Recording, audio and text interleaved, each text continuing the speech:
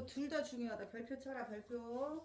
자, 최만식 작품하고 유명기식 작품은 시험에 왜 출제되냐면 그 현대소설에서 가장 많이 시험에 출제되는 범위 중에 하나 현대문학에서 일제강점기, 한국전쟁 전후 그리고 산업화 전후라고 했어요.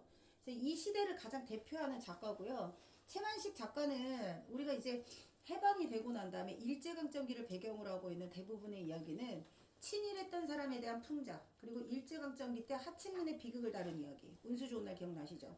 김첨지의 하루를 다뤘던 운수 좋은 날. 그러니까 고통스러운 일제강점기의 현실을 다룬 이야기. 그 다음에 친일파, 친소파, 친미파로 계속해서 변신을 시도하는 기회주의자들을 풍자하는 소설. 이런 것들이 많이 이제 시험에 출제가 됩니다. 그리고 고등과정에서 반드시 1학년 과정에서 꼭 출제되고요. 1학년 때는 문학, 비문학, 문법 전 범위를 배우게 되는 거고 2학년 때는 문학만 깊이 있게 전체 범위를 배우게 돼요. 문학, 고전문학, 현대문학 모두 다 통틀어서. 자, 그렇게 2학년 1학기까지 아주 중요하게 출제되는 문학 두 작품이니까 꼭 기억하시고 작년에 올해? 작년이구나. 작년에 3월 모의고사에 나왔었어요. 그러니까 이거를 같이 수업을 하면서 애들이 많이 이제 도움을 받았어요. 왜냐면 유능규 씨 작품이 3학년 시험 범위에 눈에 들어가 있어요. 여기 지금 기억 속의 들꽃이라고 써 있는 요거 3학년 시험 범위예요. 3학년 시험 범위. 그래서 두 작품의 작품 경향, 작가의 그 문체상의 특징을 알고 있으면 다른 작품이 나오더라도 문제를 잘 풀 수 있어. 선생님이 여기 적어준 작품 제목은 연계 작품이에요. 연계 작품. 모두 다 같이 하나로 묶어서 주제를 파악할 수 있는 작품들이라서 작품 제목도 같이 알아둔다. 작품 제목이 곧 주제다. 자, 태평천하는요. 일제강점기의 현실을 태평한 시절이라고 생각하고 있는 윤직원 영감에 대한 이야기예요. 그래서 윤직원 영감이 어떻게 일제강점기 때 재산을 증식하게 되는지. 친일한 사람이에요. 자, 친일을 하고 나만 아니면 돼 라는 생각을 가지고 나라가 망하든 말든 일본에 빌붙어서 열심히 자신의 재산을 증식시키기 위해서 가족들을 이용하게 돼. 그러니까 아들은 좀 방탕해. 아들이 교육자이면서 좀 뭔가 이제 집안에 돈이 많으니까 여기저기 안 좋은 일을 막 하고 다니니까 윤직원 영감의 눈밖에 일찌감치 나게 돼요. 이거 장편 소설에서 굉장히 길어서 특정한 장면이 시험에 많이 출제가 됩니다. 춘향전도 원래 내용은 되게 긴데 이몽룡과 성춘향이 서로 만나서 연애하고 썸을 싸고 밤새도록 놀고 이런 이야기 절대 시험에 나오지 않아요. 그런 것처럼 이야기가 길어도 출제될 만한 요소는 정해져 있다. 뭘까요? 바람직한 삶이란 이런 거다라는 걸 보여줄 때 여자 남자 만나가지고 무슨 데이트를 하고 이딴 건 중요하지 않아. 요즘 시대에나 환승연애 뭐 돌싱글즈 뭐 이딴 거 중요하게 생각하지. 조선시대 이때 사람들이 생각했던 당시 사회적 문제를 당시 사람들은 어떻게 생각하고 그거를 바꿔 나가려고 했을까? 이걸 찾으셔야 되거든요. 마찬가지야. 태평천하 같은 경우도 윤직원 영감이 결국은 자신이 가장 믿고 의지했던 손자가 일본에 유학 중이었거든요. 근데 마지막 장면에 종학이 감옥에 가게 되었다. 사회주의 운동을 하다가 그런 전보가 오게 돼요. 그래서 전보를 받으면서 윤직원 영감의 몰락 과정을 몰락을 암시하면서 끝나는 이런 이야기야. 그러니까 사실은 친일파들은 지금까지도 제거되지 않았습니다. 대부분의 사람들이 우리가 이제 해방이 되고 난 다음에 과거사 청산 문제를 제대로 하지 못한 이유가 있었죠. 요거 역사적 배경 지식이 있어야 합니다. 친소 친미 소련과 미국이 이제 신탁통치 결정하고 난 다음에 남한의 미군이 주둔하게 되면서 친일파였던 대부분의 사람들은 친미파로 돌아서게 됩니다. 그리고 북쪽에 있었던 러시아 점령기에 남쪽으로 내려와서 새로운 부를 축적하게 되는 인물. 그게 바로 껍데달리 이인국 박사고요. 지금 이 과정을 가장 잘 보여주는 사람 껍데달리. 고등부 교과서에 수록되어 있는 작품들이에요. 태평천하 요거는 아주 약간 살짝 이렇게 연계되는 작품으로 들어가 있다면 저거는 시험에 엄청 자세히 출제가 되니까 잘 알아두셔야 됩니다. 필독서에 반드시 수록되어 있는 작품이에요. 두껍게 책 읽는 거 선생님이 지금 하다가 말았는데 책을 그걸 사셔서 반드시 꼭 읽으셔야 됩니다. 40편, 50편 모여 있는 거 있어요. 현섭이 형 거 너는 읽으면 되고요. 나머지 애들도 읽기 숙제 지금 안 내주고 있지만 읽어야 하는 책들이 있어요. 알려줄 테니까 그거 사서 꼭 보도록 하셔야 돼요. 단톡방에 올릴게요. 자, 그리고 이제 미스터 방도 마찬가지. 이건 최만식 씨 작품이에요. 이건 다른 사람 작품이지만 연계돼서 많이 나온다.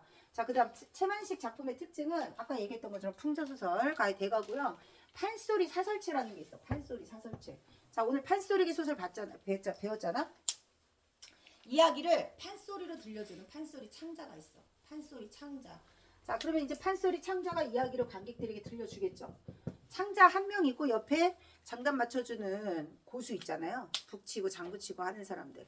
이렇게 이야기를 노래 형식으로 들려줄 때 판소리를 하는 창자가 관객들이 이렇게 있는데 관객들에게 갑자기 말을 건넬 때가 있어. 춘향이 하는 거동을 보소. 뭐 나비가 뭐 하늘을 선녀가 내려온 듯, 아니면 심청이 이제 신봉사 혼자 남겨질 생각에 눈물이 앞을 가리고 이러면서 막 이야기를 전달할 거 아니에요. 판소리 뭔지 알죠? 근데 그 판소리 중간중간에 관객들에게 자신의 감정을 직접 얘기할 때가 있거든요.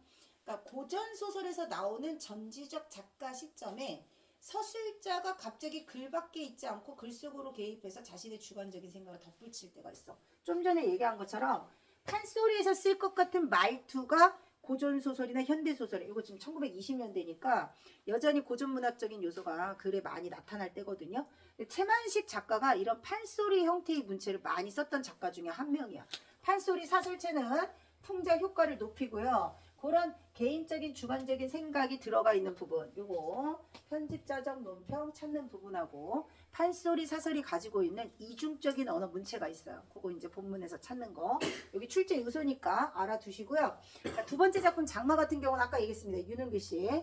자, 전쟁이 났어요. 전쟁의 비극은 남북 분단은 우리의 의지가 아니었잖아. 그치? 우리의 의지가 아니었던 것처럼 친할머니, 외할머니 합가되어 있는 집이에요. 근데 거기에서 이제 서술자 납니다. 서술자인 나는 외할머니와 친할머니가 사이가 되게 좋았거든요. 되게 좋았는데 전쟁이 나고 난 다음에 각각 징용을 당한 거야. 젊은이들이. 한 명은 빨치산이 됐고, 빨갱이 뭔지 알죠?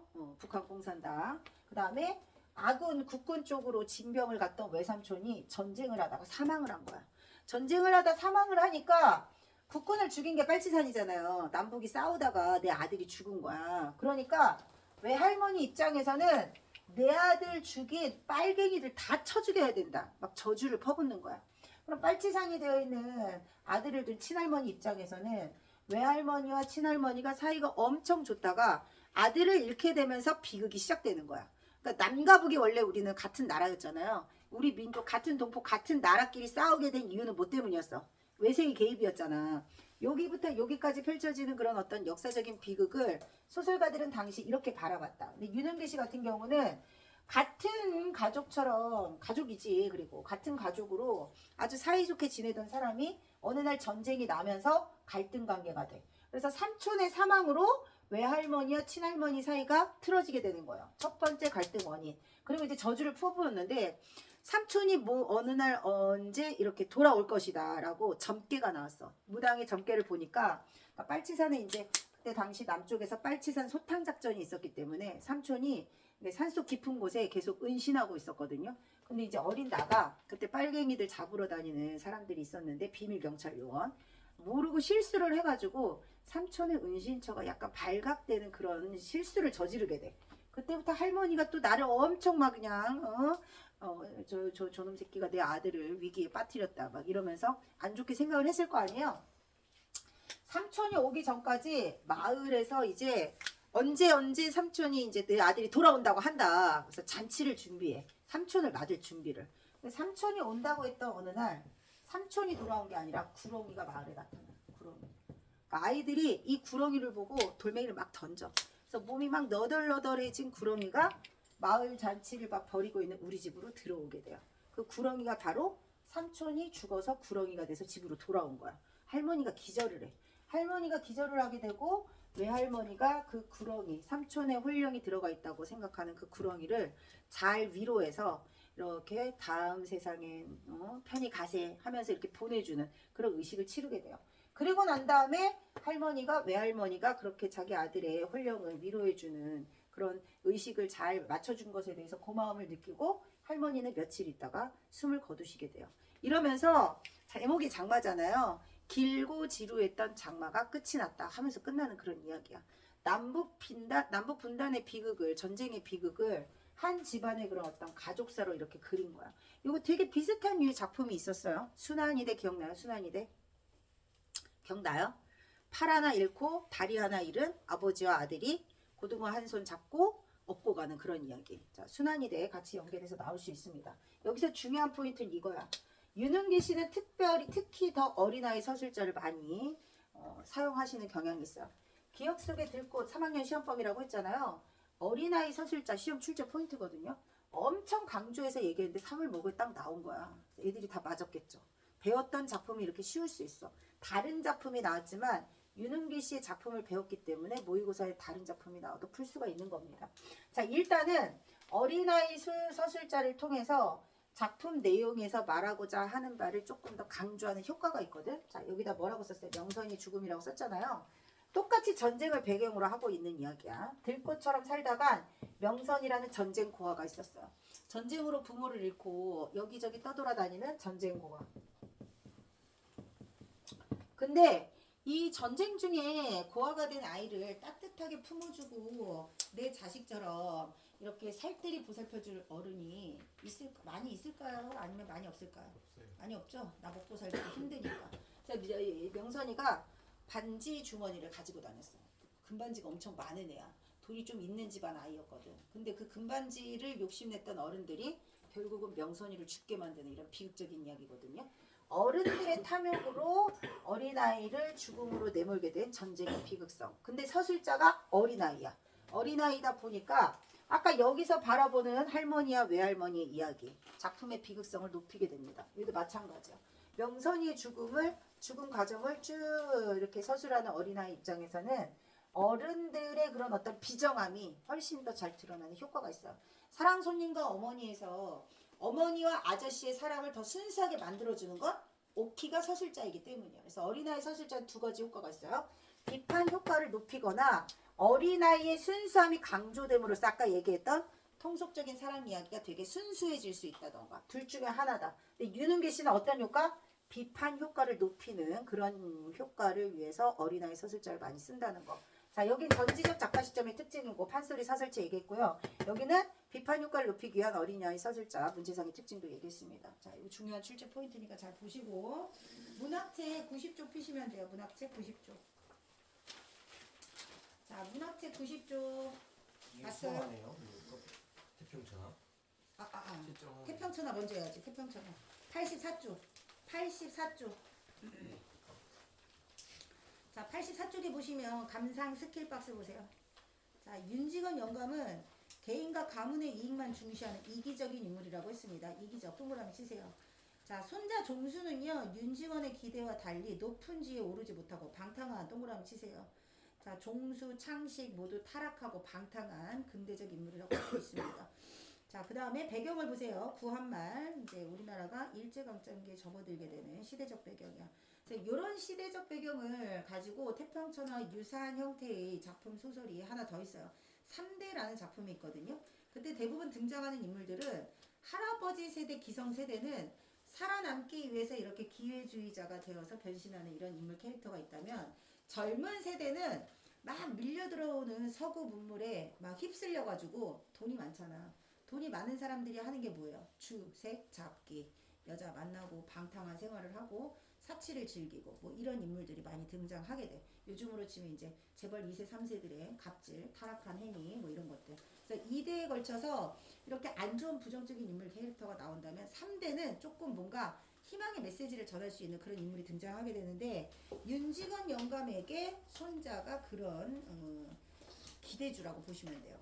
자, 그 다음에 서술 방식을 보시면 경어체 사용하고 있습니다. 겠다요. 자, 겠다로 끝나면 경어체가 아닌데 요자를 붙이거나 뭐뭐 했습니다와 같은 경어체. 요게 판소리 사설체의 특징이야. 별표쳐. 자, 풍자 효과를 높이기 위해서 반말도 아니고 높임말도 아닌 이중적인 문체를 쓰는 거. 조롱하는 말투라고 보시면 돼요. 누구를? 풍자대상 윤직원 영감. 윤직원 영감을 조롱하듯이 경어체를 사용하고 있다는 거. 자, 문제 1번 보세요. 자, 적절하지 않은 것은 일단 여러분 사투리가 사용되면 무조건 현장감이야. 사투리, 방언, 동그라미, 현장감, 동그라미 또는 사실적으로 보이게 하는 효과가 있습니다. 사투리 사용 효과는 현장감과 사실적. 자, 반어, 별표입니다. 자, 태평천하가 아닌 일제강점기를 태평천하라고 인식하고 있는 윤직원 영감을 풍자하고 있다. 별표입니다. 요거랑 똑같은 효과를 가지고 있는 작품이 제목에 있어요. 운수 좋은 날. 운수 좋은 날도 반어입니다. 운수 나쁜 날인데 운수 좋은 날. 과거 현재 대비 없고요. 4번의 경어체 동그라미입니다. 독자에게 말을 거는 듯한 느낌. 무슨 말투? 판소리, 사설체, 말투라고 했습니다. 서술자 개입, 편집자적 논평. 이것도 최만식의 특징이다. 그래서 1번은 내신 문제 필수 출제 요소입니다. 별표 치세요. 그 다음 2번 윤직원 영감에 대한 평가. 1번이요. 나라보다 개인의 이익을 중시한. 그 다음 3번 적절하지 않은 것은 5번입니다. 자, 열등감을 갖게 될까봐 염려하는 게 아니라 종수에 대한 못마땅을 비꼬는 겁니다. 조롱, 훈계, 염려 아니고 훈계, 조롱. 그 다음 4번 윤직원 영감의 속마음은 종수와 종학이 군수와 경찰서장이 되어 재산을 지키는데 도움이 되기를 바람.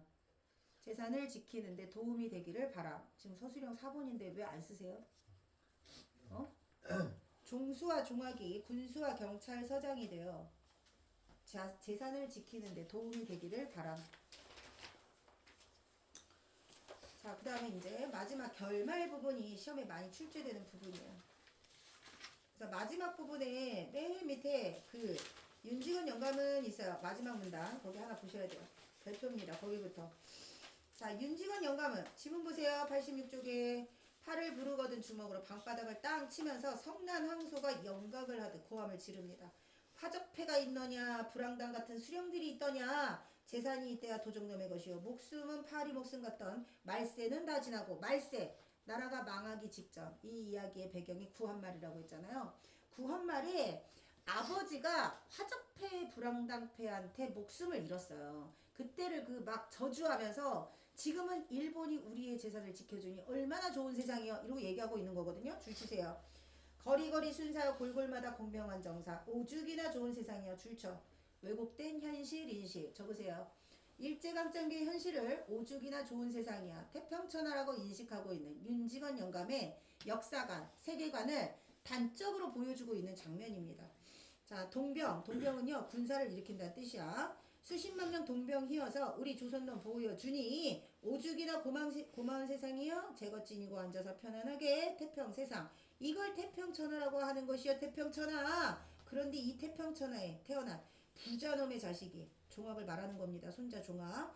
더군다나 왜 지가 떵떵거리고 편안하게 살 것이지 어찌서 지가 세상 망쳐놓을 불황당패. 동그라미 치세요. 야, 여기서 말하는 세상 망쳐놓을 불황당패라고 하는 것은 사회주의 운동에 동참한 것을 이렇게 표현을 한 겁니다. 당시 일제강점기 때 사회주의에 빠진 젊은이들이 되게 많았거든요. 그래서 일본에서 유학하고 있는 학생들이 특히나 사회주의 운동에 많이 동참했다고 해요.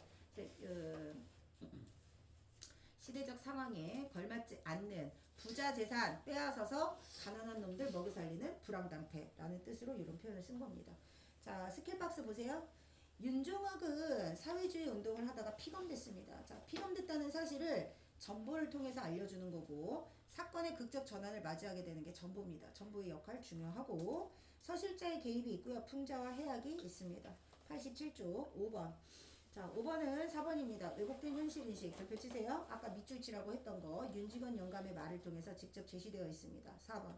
그 다음 6번 기억에 대한 설명이 아닌 것은 3번이요. 반성하지 않습니다. 그 다음 7번 3번입니다. 그 다음 8번 1번이에요. 풍자 중요합니다. 최만식 작품의 필수 출제 요소다. 89쪽 어휘력 2배. 자, 1번 89쪽 제각기 반세기. 2번 억지로 지향. 그 다음 3번 태평천하. 4번 격분. 그 다음 5번 피검 기역. 전보 디귿 투쟁 리을 참회 니은.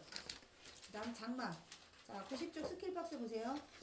자, 사내가 나타나서 나의 순수한 마음을 이용해서 삼촌의 행방을 세고 다닙니다. 근데 나는 초콜릿 주는 거에 속아 넘어가가지고 삼촌의 행방을 말하게 됩니다. 자, 서술자 나의 등장. 그 다음 초콜릿은요 삼촌의 행방을 말하게 되는 계기고 초콜릿이 흔하지 않던 시기 미국 사람이라면 그냥 막 아이들이 엄청 좋아했던 시대적 배경과 관련이 있습니다. 그 다음에 공간적 배경은 시골에. 시골에. 자, 그 다음 91쪽 서술 방식 별표입니다. 자, 어린아이인 나의 시점과 어른인 나의 시점이 섞여 있다고 했어요. 그러니까 어른이 된 내가 어린 시절 나의 이야기를 회상하는 방식으로. 요것도 회상하는 방식이야. 그래서 어렸을 때는 몰랐는데 어른이 되고 보니 그때 내가 왜 그랬는지 이제는 이해할 수가 있다라고 혼재되어 있는 시점이에요. 자, 그 다음 문제 1번 보세요. 바르게 묶인 것은, 자, 이번에도 이렇게 뭐 보기에서 찾는 거 틀린 것들 내가 늘 얘기하지만 보기를 잘 보라고 했습니다. 자, 내적 갈등 동그라미, 그 다음 어린 시절 경험 동그라미, 디귿 리을은 없습니다. 1번이에요. 그 다음 92쪽. 자, 문맥적 의미 잘못된 것은 4번입니다. 자, 설득 X입니다. 자, 구둣발로 짓밟았다는 것은 압박하는 거지 설득이 아닙니다. 설득을 포기했다가 아니에요. 삼촌 있는 행방을 말하라는 뜻이다. 설득 포기 X. 그 다음 3번 미묘한 심리적 줄다리기에서 A를 이용한 건 어린아이의 순수함을 이용하려고 했던 사내의 교활함입니다. 3번이에요. 그 다음 93쪽. 자, 4번. 한자 성어 5개 나왔습니다. 각주국어의 무슨 뜻이죠? 각주국어. 융통성 없는. 칼이 빠졌는데 배에다가 자국을 남겼잖아요. 일처리에 융통성이 없을 때 각주국어. 그 다음 방약 무인은 멋대로, 제멋대로. 안하무인이랑 비슷해. 안하무인. 멋대로 행동하다. 일거양등은 다 알죠? 일타쌍피. 한 가지로 두 가지 이익을 취할 때. 한 가지 일로 두 가지 이익을 취하다. 꼭 먹고 알 먹고. 답은 3번이고요. 중마고는 불알친구. 그 다음 하루동선. 하루동선은 여름에 화로불, 겨울에 부채. 이거 말이 맞아요, 안 맞아요? 아무짝에도 쓸모없는. 부채가 겨울에 왜 필요하고 여름에 화로가 왜 필요해? 전혀 쓸모없는 물건들을 하루동선이라고 합니다. 답은 3번이에요. 자, 그 다음에 5번. 나와 시어머니의 공통점. 자, 박완서의 겨울나들이에 나오는 이야기. 이것도 고등부 교과서에 나오는 이야기고요. 그 나가 삼촌의 행방을 말하면서 삼촌이 위험에 빠졌다고 했잖아요. 이 글에 나오는 시어머니는요. 아들이 빨치산으로 숨어 지내고 있는데 잘못 이야기를 해서 아들이 위기에 처해서 죽게 된 거야. 그래서 그때부터 할머니가 약간 정신줄을 내려놓고 미쳐요. 근데 그 미쳐있는 시어머니와 그 남편을 잃은 며느리가 같이 살고 있는 그런 이야기. 우연히 겨울나들이를 나갔다가 전쟁의 고통을 겪고 있는 그 며느리와 할머니를 만나게 되고 집으로 돌아가게 되는 그런 이야기다. 답은 4번이다.